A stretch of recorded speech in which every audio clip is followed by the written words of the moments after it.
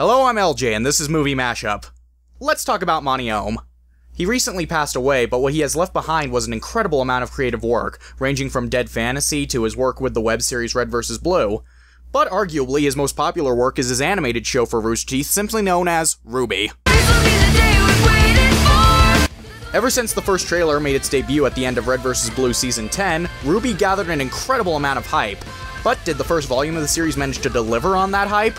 Well, you already know the answer to that. But still, I think it would be nice to go back and look at what made RWBY so damn good in the first place. So, let's take a look at... Hi! What the fuck? Yo. Oh, hi, Jose. So let's take a look at... Jose! Yes? Why are you here? You're doing reviews again. That is true. At last two? Fuck off! No. Want to review RWBY with me? Sure. Why not? Good! So we start off with a narration from Jen Taylor, who is well known for being the voice of Cortana in the Halo series, and she explains the backstory of this world. She explains that the world became filled with creatures of darkness, and how they set their sights on humans, and when did this plot turn into Kingdom Hearts? Hey, I don't see any nobodies. And in the Shadow's absence came strength, civilization, and most importantly, life. But even the most brilliant lights eventually flicker and die. Well, apparently Dr. Robotnik blowing up the moon had lasting consequences. Wait, does that mean that RWBY and Sonic exist in the same universe? We see a group of guys in suits attempting to rob one of the only stores in the area that sells dust. As that goes on, one of the guys spots a girl named Ruby, voiced by Lindsay Jones, listening to music. Hey, I said hands in the air. You got a death wish or something? Yes? I said, put your hands in the air, now. Don't make my Brooklyn accent get even faker. RWBY proceeds to kick all kinds of ass as the leader of the thugs, Roman Torchwick, proceeds to fire at her with a grenade launcher inside his cane. What is he, a Bond villain? I want that cane. Their fight takes them up to the rooftops where Torchwick boards one of his ships. However, the departure is delayed by a huntress named Glinda Goodwitch, voiced by Kathleen Zulch, who Revers' Blue fans will recognize as the voice of Tex. After a battle between Glinda and an unknown shadowy figure, RWBY is taken into question by Professor Usman, voiced by Shannon McCormick, who Revers' Blue fans will recognize as Agent Washington. Does that mean that the school is in the universe run by freelancers? That would make this even more badass. Anyway, after looking over the footage of RWBY fighting... Who the hell even filmed that? That's freaking dedication. The Spaceballs, obviously. Ozpin decides to let RWBY into Beacon Academy, where she'll learn to be a huntress, pretty much letting her skip 2 years of her previous school. Yes, apparently if you kick ass, you can skip 2 whole years of school. Who'd have thought? On the right there, she meets up with her older sister Yang, voiced by Barbara Dunkelman, and Jean Upchucker, voiced by Miles Luna, who appears to get airsick very easily. We then get the intro to the series, and it's filled with lies! What do I mean by that? Well, look at this figure in the white cloak. Yang on a motorcycle. These shadowy figures, including the lady we saw earlier, implying that they are major villains. It's all mentioned and in Volume 2, so just go watch it! Then why are they in the intro to the first season? Is that really important? Maybe! Once the ship gets to Beacon, Yang suggests to RWBY to start making some friends. She's reluctant to do so, but then Yang goes to hang out with all her other friends. Because as you see, silhouettes make good friends. She accidentally bumps into the luggage of another student named Weiss, voiced by Kara Please Don't Shoot Me, Eberl. Weiss proceeds to scold RWBY by shaking the dust crystal she was carrying right in front of her nose.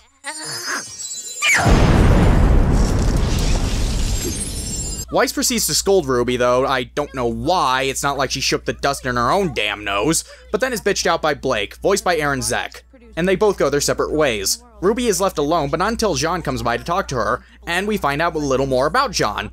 He's a dork. And that means we can add another archetype to the list. We have the lovable dork, the shy new girl, the popular bitch, the antisocial chick, and the social butterfly. And don't worry, there will be more. RWBY and Jean go to the opening assembly as they meet up with Yang. Weiss then runs into them and continues to chew RWBY out for the dust incident. Again, not her fault. It was an accident!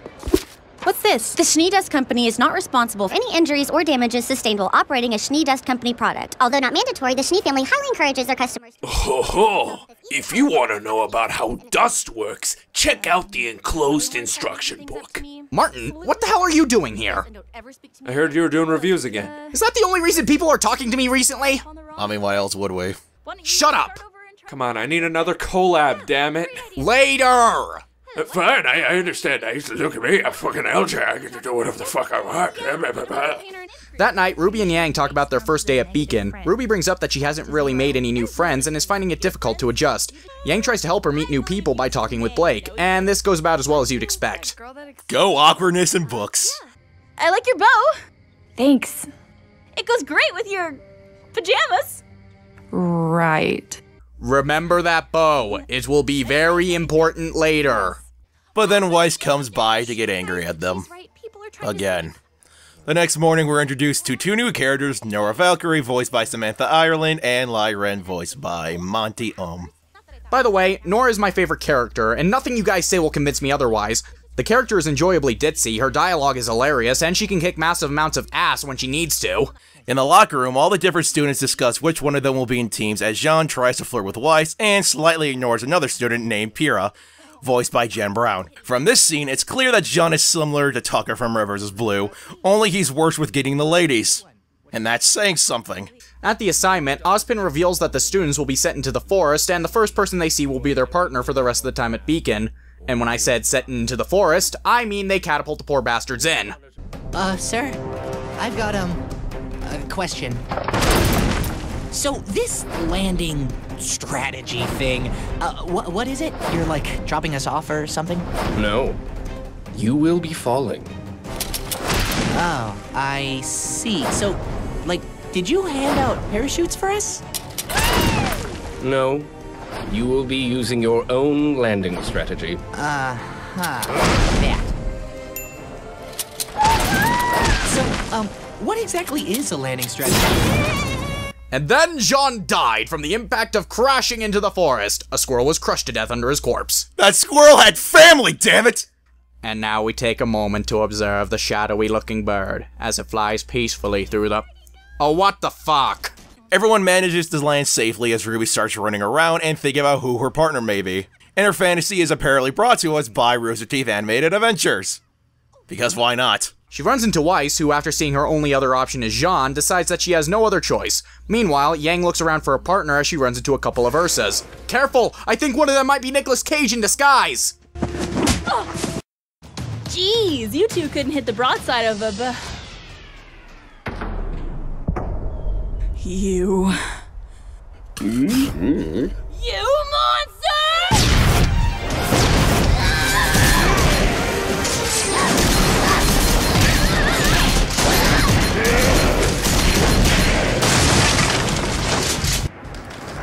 Holy shit! I've made 2 Spaceballs jokes in one review. I think that's a record. Meanwhile, Ruby and Weiss gets lost and start bickering. And that's all about Weiss is here to do, ladies and gents. Bicker. If you had exercised even the slightest amount of caution with the placement of your strikes, I wouldn't have set the forest on fire. What's that supposed to mean? I'm just surprised that someone that talks so much would communicate so little during an encounter. Well, excuse me, princess. Meanwhile, Jean and Pyrrha, who are now in a group with the former of the two able to use a power called Aura, explore a cave thinking it may have the relic that they're looking for. They see a shiny thing as Jean tries to grab it, but it turns out to be a giant scorpion. Through an odd series of events, Ruby, Weiss, Yang, Blake, Jean, Pyrrha, Nora, and Ren all make it to an area containing the relic. Each duo grabs a relic and runs into a convenient placed castle-like structure. Why there? For a boss battle, of course. Everyone bands together to fight against the 2 giant foes in... well... the coolest thing ever!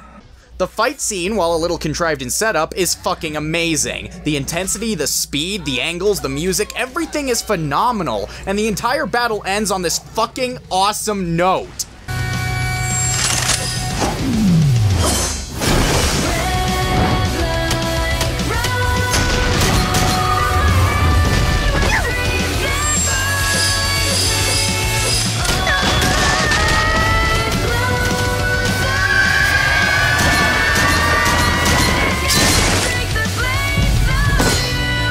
Oh my god, that is so badass!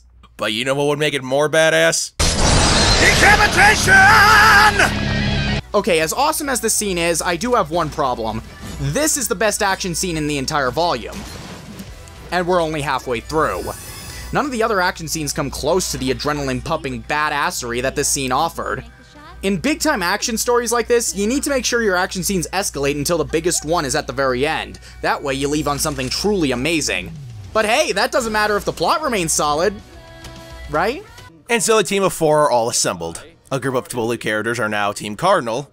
Jean, Nora, Pyrrha, and Ren make up Team Juniper, with Jean as the leader. And Ruby, Weiss, Blake, and Yang make up Team Ruby, with Ruby as the leader.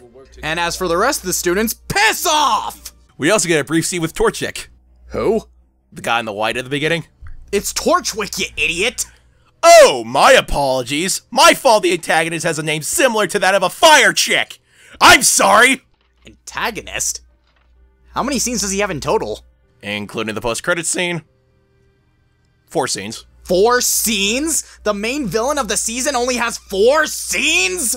This wouldn't bother me so much if Torchwick was at least memorable, but he's not! He's a greedy bastard, that's all we know about him and all we'll ever know. What the fuck is redeemable about him? His cane. Damn it, you're right. The next day, Team RWBY decides to go and arrange the room a bit. It doesn't go so well. After that, they rush over to class where Ruby shows she barely has any interest in the lessons. This pisses off Weiss to the point where she volunteers to fight a grim beast Mad King Ryan Haywood has captive. The professor, I mean. What? Step forward and face your opponent. Edgar? Damn tease. Haha! Wasn't expecting that, were you? Not to the Let's Play fans. Anyway, despite having a shaky start and yelling at Ruby to shut the fuck up, Weiss manages to slay the beast. Pumbaa, no! Weiss then gets pissed at Ruby for not being a competent leader and storms off. This is essentially Weiss's only role in the story. She bitches a lot, believes herself to be in the right, but then changes her ways in a millisecond. Then she bitches about something else only for the cycle to repeat itself. It's tedious, and honestly, it makes Weiss feel like the weakest of the main cast. Which is a shame because she could have been an interesting character from how she was set up, but sadly, that's all just potential. Anywho, Ruby talks with Ozpin about his decision to make her the leader, and I now realize that he's still drinking that coffee. Seriously, he consumes more coffee than fucking Godot. At the same time, Weiss talks with Professor from earlier who scolds her saying that just because she's not the leader doesn't mean she can't be a good teammate.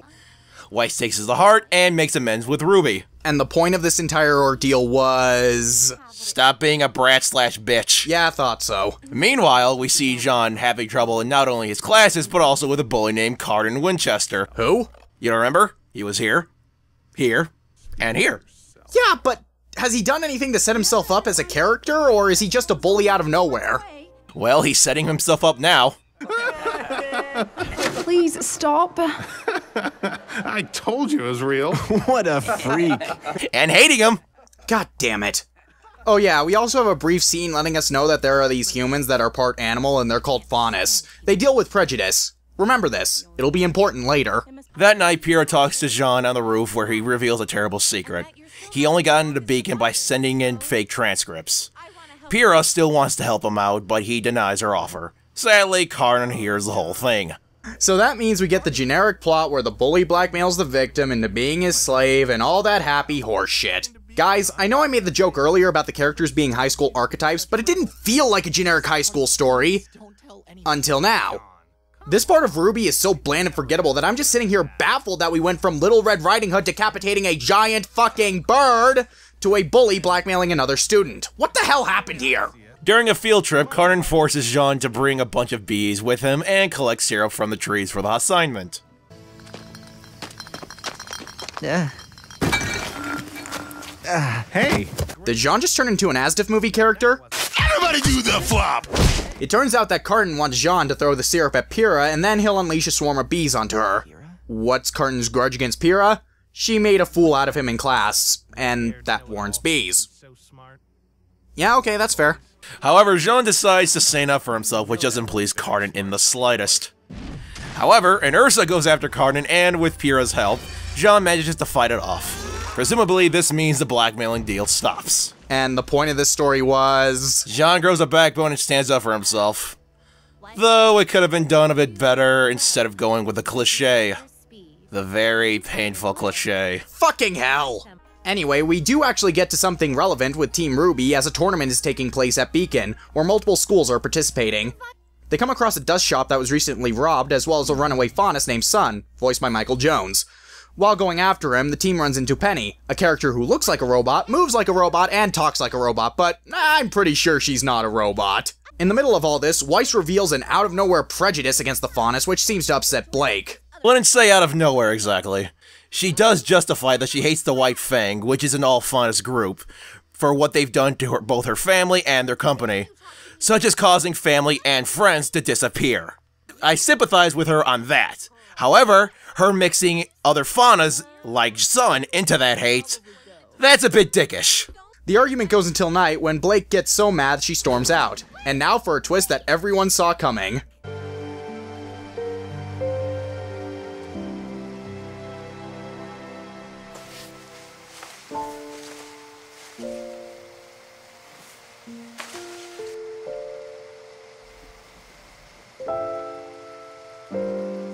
Really? No shit!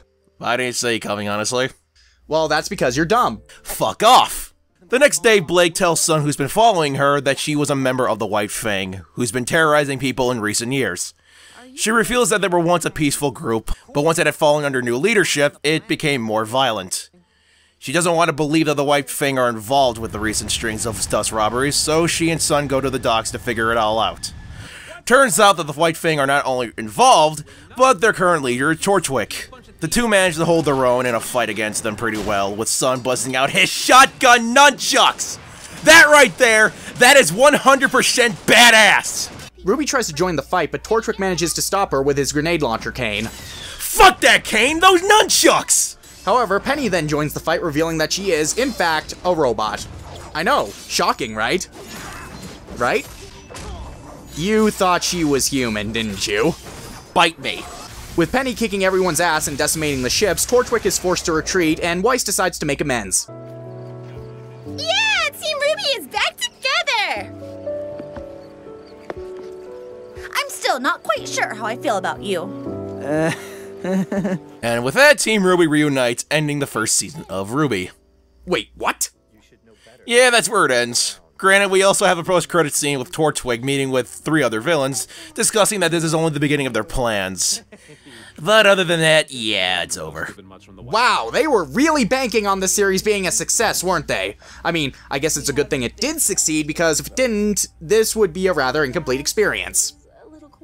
Okay, it still kind of is, but regardless, how is RWBY overall? Well, it's pretty good. The story was interesting enough to keep me wanting more, the characters are likable, and the action is fan-friggin-tastic.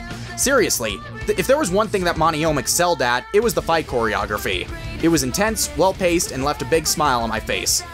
The music was also good too. Jeff Williams' compositions and Casey Lee Williams' singing are all fantastic, but it's not to say the first season isn't without its faults. I still praise the action, but RWBY seems to have a problem with pacing it. Typically, action sequences need to get bigger and bigger as we reach the climax, leading to the biggest, most badass action scene of the whole deal. And while the fight at the docks was awesome, let's face it, the fight at the ruins was better. And because that was in the middle of the season, it makes the rest of it feel underwhelming. And even without that aspect, the second half of it feels rather subpar in comparison to the first one. Between Weiss's repetitive, bitch at people and then learn something plotline and the stupid bully arc, the second half feels like it could have been much better. But that's not to say I didn't enjoy it. I just didn't enjoy it as much as the first half. So in the end, RWBY Season 1 is a fun time that makes for a wonderful start to the series. I'm agreeing with LJ on this. The first half was good, but it felt like it fell flat in the second half. The first half had all the action, but then I remembered, oh right, school, and inserted what felt like was school life. Granted, it's the start and whatnot, but felt like they could have done better. The other thing I don't like is how short it is. Comparing it to Red vs. Blue, Red vs. Blue, depending on the season, is 19 to 20 episodes long, while here, it's 16.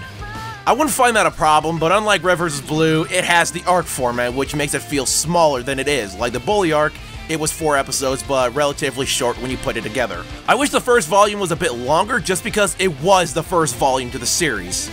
Minor nitpicks, but sometimes the animation is a little bit flunky, where the movements seem not to be as fluid. And sometimes the characters clip through their clothing like that of BioWare games, but I'm not willing to hold that against them.